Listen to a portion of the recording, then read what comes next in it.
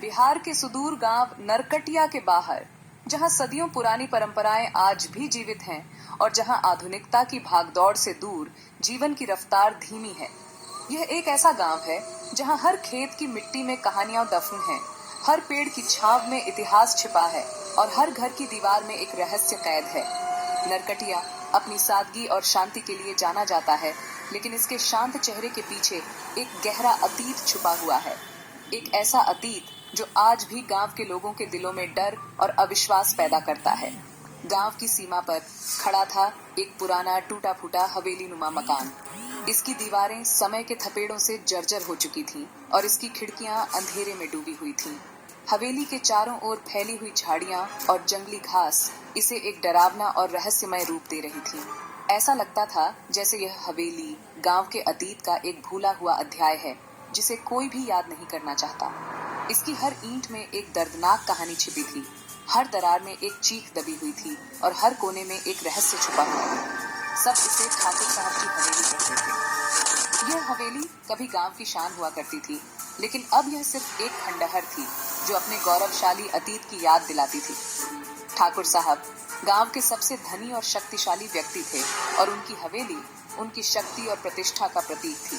लेकिन ठाकुर साहब की मृत्यु के बाद हवेली वीरान हो गई और धीरे धीरे खंडहर में बदल गई। कहते हैं रात को वहां से अजीबोगरीब आवाजें आती हैं जो लोगों को डरा देती हैं। औरत की चीखें जो हवा में गूंजती हैं और लोगों के दिलों में डर पैदा कर देती हैं, और चूड़ियों की खनक सुनी जाती थी। ऐसा लगता था जैसे कोई अदृश्य शक्ति हवेली के अंदर घूम रही है और अपनी उपस्थिति का एहसास करा रही है। गांव के लोग मानते थे कि यह ठाकुर साहब की पत्नी की आत्मा है जो अपनी मौत का बदला लेने के लिए भटक रही है। राहुल पटना से आया एक कॉलेज स्टूडेंट जो शहर की आधुनिकता और तर्क संगतता में पला बढ़ा था।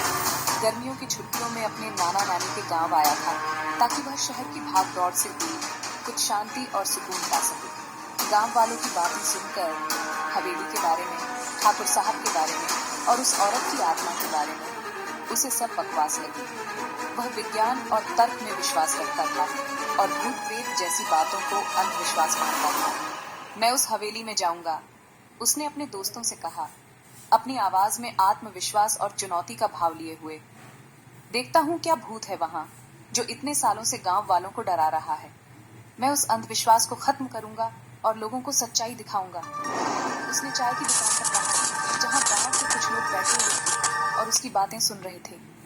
गांव के बुजुर्ग बोले, अपनी आवाज में चिंता और चेतावनी का भाव लिए हुए, बेटा मजाक मत कर, यह कोई खेल नहीं है। वहां एक औरत की आत्मा है जो बहुत शक्तिशाली है और जो किसी को भी नहीं छोड़ती, जिसे ठाकुर साहब ने बेवजह मार डाला था। उसकी आत्मा आज भी उस हवेली में भटकती है और अपनी मौत का बदला लेने के लिए तड़पती है। उस हवेली में कदम रखने वाला कोई भी इंसान कभी सुरक्षित नहीं रहा। राहुल के दादाजी और परिवार के अन्य बुजुर्ग सदस्य उसे बार बार उस पुरानी हवेली के बारे में चेतावनी दे रहे थे। वे जानते थे कि उस हवेली का इतिहास भयानक घटनाओं से भरा हुआ है और वे नहीं चाहते थे कि राहुल किसी भी खतरे में पड़े। उन्होंने उसे कई कहानियां सुनाई थीं, उन आत्माओं के बारे में जो हवेली में भटकती थीं और उन भयानक घटनाओं के बारे में जो वहां घटित हुई थीं। लेकिन राहुल हमेशा की तरह उनकी बातों को गंभीरता से नहीं ले रहा था। उसे लगता था कि ये सब बूढ़ी कहानियां हैं और वह इन बातों पर विश्वास नहीं करता था। उसने अपने दादाजी और अन्य बुजुर्गों की बातों को अनसुना कर दिया और उसने अपने मन में उस हवेली में जाने का फैसला कर लिया था। वह सोचता था कि वह इन सब बातों से ऊपर है और उसे कोई भी डरा नहीं सकता। लेकिन राहुल ने हंसते हुए बात टाल दी। उसने सोचा कि ये सब कहानियां हैं और कुछ नहीं। उसे क्या पता था कि वह कितनी बड़ी गलती करने जा रहा है। और उसी रात 12 बजे जब पूरा गांव गहरी नींद में सोया हुआ था, राहुल अपने कमरे से चुपचाप निकला। चांद की रोशनी में वह हवेली की ओर चल पड़ा। उसके मन में थोड़ा डर था, लेकिन वह अपनी उत्सुकता को रोक नहीं पाया। रात के अंधेरे में हवेली और भी भयानक लग रही थी, लेकिन राहुल ने हार नहीं मानी। वह जानता था कि उसे अपने डर का सामना करना होगा और वह उस हवेली के रहस्य को जानने के लिए दृढ़ था। हवेली की ओर निकल गया। उसके हाथ में एक टॉर्च थी जो अंधेरे में उसका एकमात्र सहारा थी। जैसे जैसे वह हवेली के करीब पहुंच रहा था, हवा में एक अजीब सी ठंडक महसूस हो रही थी। पेड़ों की पत्तियां सरसराहट कर रही थीं और ऐसा लग रहा था जैसे कोई उसे देख रहा हो। राहुल ने अपनी टॉर्च की रोशनी को तेज किया और वह धीरे धीरे हवेली के मुख्य द्वार की ओर बढ़ने लगा।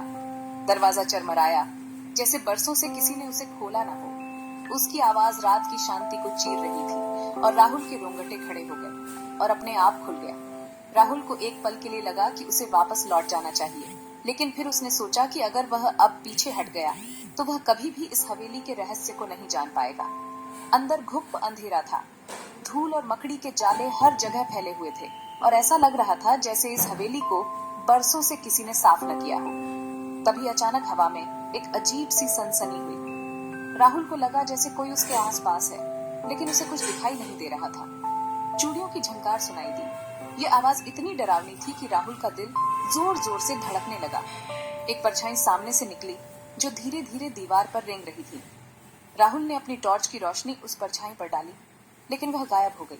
लंबे खुले बाल हवा में लहरा रहे थे, जैसे कोई अदृश्य हाथ उन्हें हिला रहा हो। लाल साड़ी का एक टुकड़ा हवा में तैर रहा था और फिर अचानक गायब हो गया और पैर उल्टे, जैसे कोई इंसान उल्टा खड़ा हो। ये दृश्य इतना भयानक था कि राहुल की चीख निकल गई।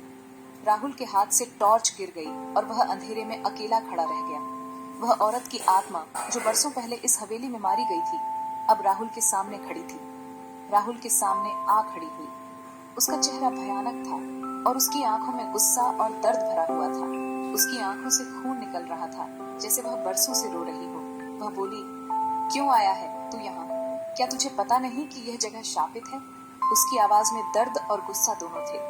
मेरे क्रोध के आग में उसके चारों ओर आग की लपटें उठ रही थीं और राहुल डर से कांपने लगा। जैसे मेरी बातों का यकीन किसी ने नहीं किया। जब मैं जिंदा थी वैसे ही तेरी बातों का भी कोई यकीन नहीं करेगा। किसी ने नहीं किया। मेरी चीखों को अनसुना कर दिया गया, मेरे दर्द को मजाक समझा गया। अब तू भी वही दर्द महसूस करेगा, वैसे ही तेरा भी। कोई यकीन नहीं करेगा जब तू बताएगा कि तूने यहाँ क्या देखा है। कोई यकीन नहीं करेगा।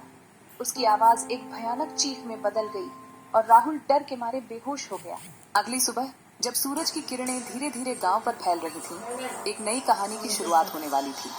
रात के अंधेरे में जो कुछ हुआ था उसका परिणाम अब सामने आने वाला था। राहुल हवेली के पास बेहोश पड़ा मिला। गांव वाले उसे देखकर हैरान थे। उनके चेहरों पर चिंता और डर साफ झलक रहा था। क्या हुआ था राहुल के साथ? किसने किया उसके साथ ऐसा? ये सवाल हर किसी के मन में घूम रहे थे। हवेली, जो कभी शान और समृद्धि का प्रतीक थी, अब एक रहस्यमय घटना का केंद्र बन चुकी थी। आज भी वह जीवित है, एक अस्पताल के बिस्तर पर, लेकिन वह राहुल नहीं रहा जो कभी हुआ करता था। उसकी आंखें खुली हैं, लेकिन उनमें कोई चमक नहीं है, कोई पहचान नहीं है। वह एक खाली बर्तन की तरह है, जिसमें जीवन तो है, पर जीने का कोई मकसद नहीं। लेकिन न बोल सकता है, उसकी जुबान जैसे किसी ने छीन ली हो। वह कोशिश करता है, अपने होठों को हिलाता है, पर उससे कोई शब्द नहीं निकलता। उसकी चीखें उसके अंदर ही दफन हो गई हैं, एक ऐसी कैद जिसमें से निकलने का कोई रास्ता नहीं है। न मुस्कुरा सकता है। उसके चेहरे पर हमेशा एक खालीपन छाया रहता है, जैसे किसी ने उसकी सारी खुशियां छीन ली हो। वह एक जिंदा लाश की तरह है, जो बस सांस ले रही है, पर जी नहीं रही। हर कहानी झूठ नहीं होती। लोक कथाओं में छिपे रहस्य और चेतावनियां अक्सर सच होती हैं और हमें उन्हें गंभीरता से लेना चाहिए। कभी कभी जिन बातों को हम मजाक समझते हैं, जिन कहानियों पर हम हंसते हैं और उन्हें अनदेखा कर देते हैं, शायद उनमें सच्चाई का एक अंश छिपा होता है। हमें यह याद रखना चाहिए कि हर कहानी के पीछे एक अनुभव होता है, एक सीख होती है। वे किसी की अधूरी सच्चाई हो सकती हैं। वे किसी के जीवन का एक ऐसा हिस्सा हो सकती हैं जिसे वे कभी भूल नहीं पाएंगे, एक ऐसा दर्द जो हमेशा उनके साथ रहेगा। इसलिए हमें कहानियों का सम्मान करना चाहिए और उन्हें सुनने और समझने की कोशिश करनी चाहिए।